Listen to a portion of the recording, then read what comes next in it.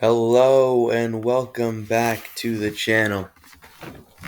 Today we're going to be reacting to a video by Nick Smith NBA, a plan to rebuild the Knicks this 2020 offseason, trade, draft, signing. So let's get right into it. I'm excited.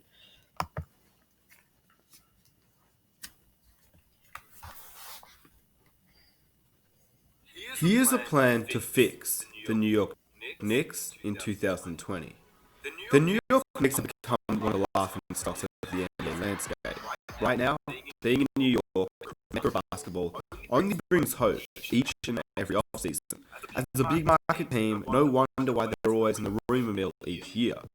We know about the Matty targeting Kevin Durant and Kyrie Irving last season, along with other hopes requiring Jimmy Butler, Kawhi Leonard, Klay Thompson, or Kemba Walker. Nevertheless, they ended with none of Julius freaking Randle, She ended up getting a he's so bad. Randle as an off-season move. Of course, they did go into the NBA draft, and they did select RJ Barrett third overall. He's A glimpse of a beast. future all-star, but has also been somewhat sporadic, having one good game, then one bad game, and vice versa. Of course, for a rookie, it's what you'd expect if your name isn't Zion Williamson or Ja Morant.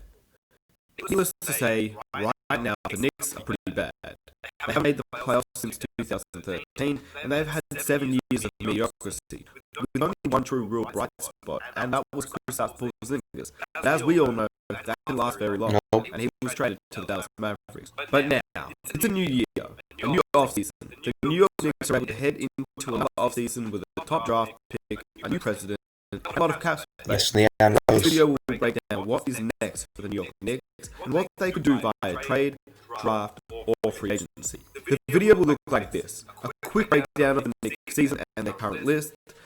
Next, the NBA offseason, which includes the draft and their draft pick, future trades that could be made, and lastly, the free agency market. Before I get into the start, thank you guys for the support on the last video. Obviously, this is a new series on the channel. Go through all the teams that are not playing Orlando. You guys seem to really enjoy the last episode of Golden State Warriors. This is the New York Knicks. But comment down below what team I should do next. Obviously, it's for any team not playing in Orlando. We just go through some rebuilds and some trade scenarios, free agency.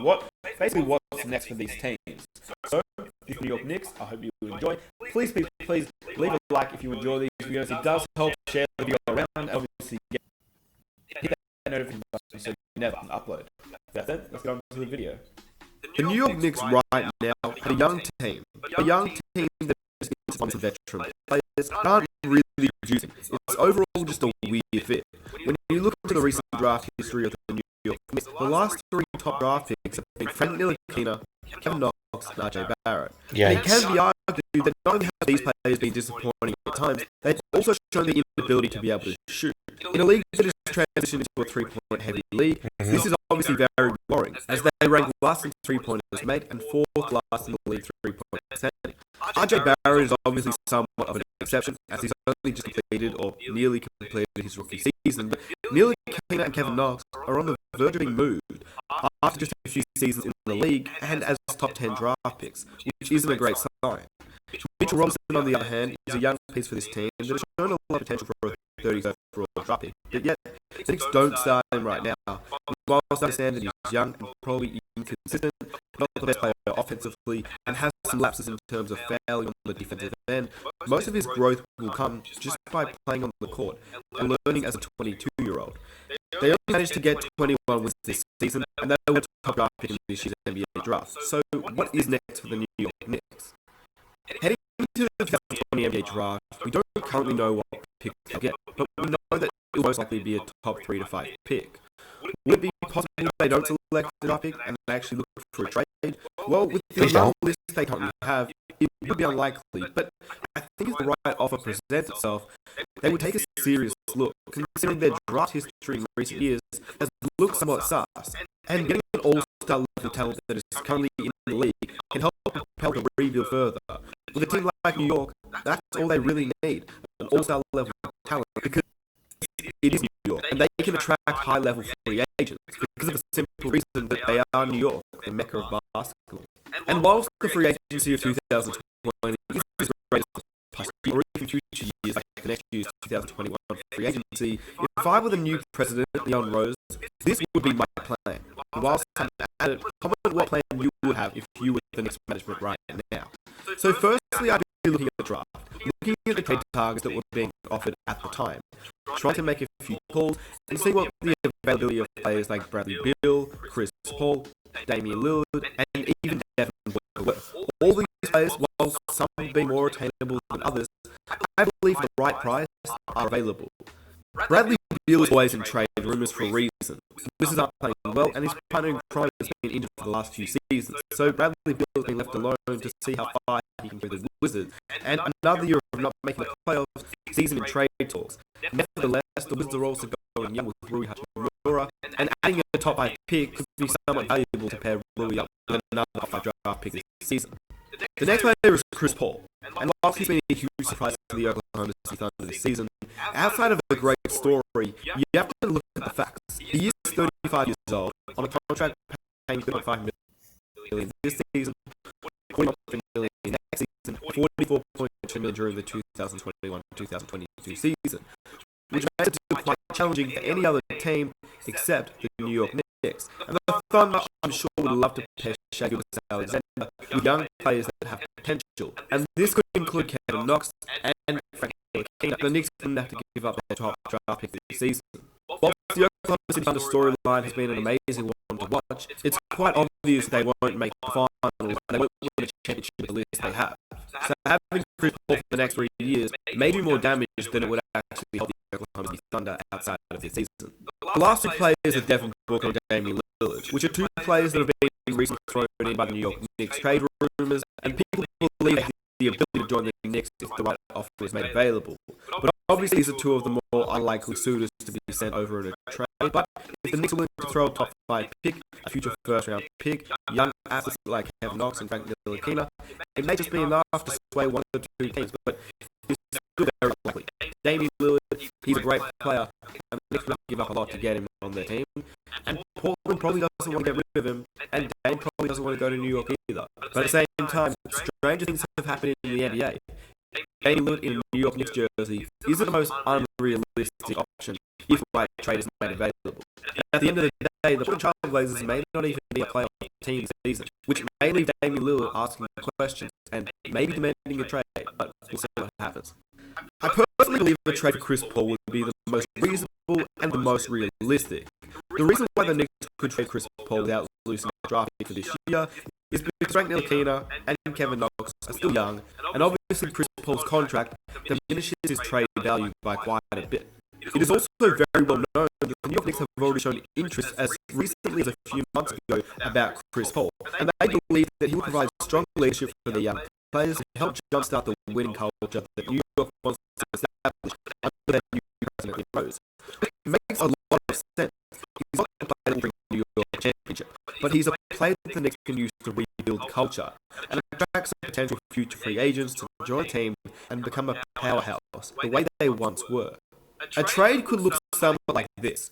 Chris Paul and a young Oklahoma City Thunder player that's on a very cheap contract, for Kevin Knox, Frank Ntilikina, and a bunch of veteran players to help make the salaries work. That includes Taj Gibson, Wayne Ellington, possibly Elfrid Payton, and other contracts that aren't really beneficial for the Knicks to keep There goes our around entire to cap make room. the salaries work because of Chris Paul's massive contract. Losing Knox and Frank Ntilikina may be seen as too early to be giving them up, but I just believe they haven't shown enough, and if you can go into a draft this season with a top 5 pick, you already have RJ Barrett, and you can have Chris Paul going into the next season, that will do a lot more for the Knicks than keeping Kevin Knox and Frank Ntilikina.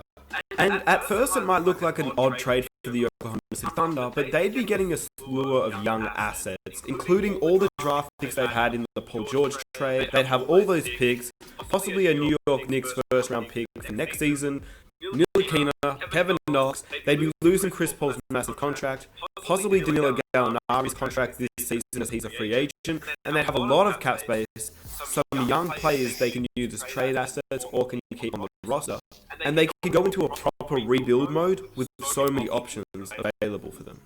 But back to the Knicks. Let's say they now have Chris Paul. They're going into the draft with Chris Paul on the roster.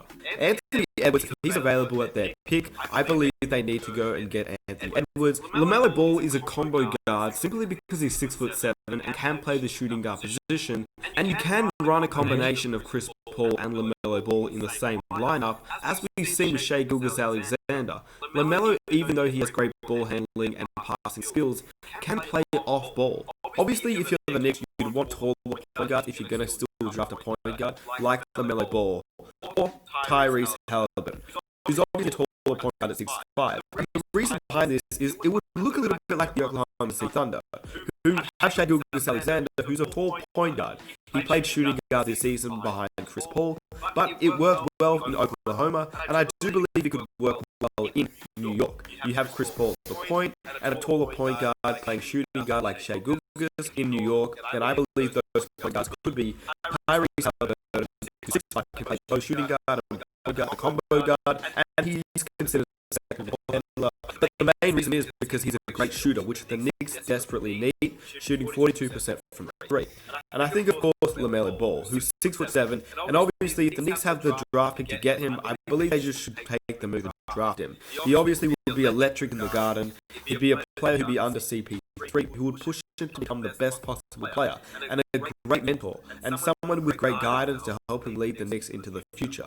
Depending on what pick the Knicks have, I think they should go after one of those two players in Anthony Edwards or LaMelo Ball, and if they can have a chance to draft Tyrese Halliburton as well, I believe that would be a great option as a great shooter for this team.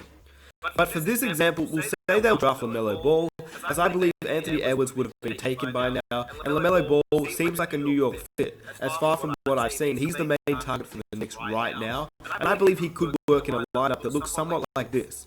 Given Chris Paul's ability to play on or off ball, and LaMelo's height at 6'7", I could see Chris Paul at the point guard, LaMelo Ball at shooting guard, simply because he is 6'7". And people look at the NBL stats from LaMelo Ball, but didn't actually watch him play, which is fair enough. He played on the other side of the world, and he played in the NBL league, which is in Australia, which is exactly where I'm from. So I got to watch every single LaMelo Ball game live, and whilst he did have an awful shooting start to his NBL career, he was able to improve each and every game. LaMelo Ball is not an elite shooter, but he can become a good three-point shooter with time. He's also 6'7", which makes him an effective perimeter defender in the NBL, and he can definitely play the shooting guard position on or off ball with Chris Paul. And then you have RJ Barrett at small forward, who just needs time to build his career. Julius Randle, who would actually benefit in the right situation. He just needs shooters around him. And if you can have CP3, a good shooter, RJ Barrett, who hopefully will improve on his outside game, building a team around Julius Randle and his bulldozer game can be really beneficial for the Knicks if he can just play the way he needs to play. But people forget, he's only in his 4th full year after being injured in his first ever season, and he was still a pick 7 overall. So he does still have a lot of potential to be a decent player in the league and an all-star level talent. And then obviously at center, Mitchell Robinson, who's a great defensive center, but is just very young right now. But either way, given an extra year, maybe they draft LaMelo Ball, maybe they get Chris Paul, who knows.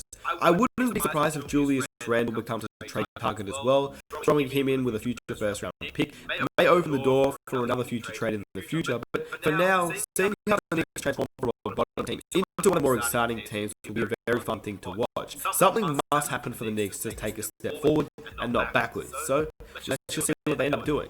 With that said, let me know what you believe they'll do next season. If you enjoy the video, please leave a like, show your support, subscribe if you're new, and I'll catch you guys in the next video. I am out. Peace! Okay. I mean, he just made one draft pick and one trade. I mean, that was pretty pointless. I mean, I've seen those rumors before. I mean, LaMelo Ball is a rumor for the Knicks. I mean, I wouldn't take him, but he really thinks so. Alright guys, I hope you enjoyed the video. Comment down below what I should react to next. And peace.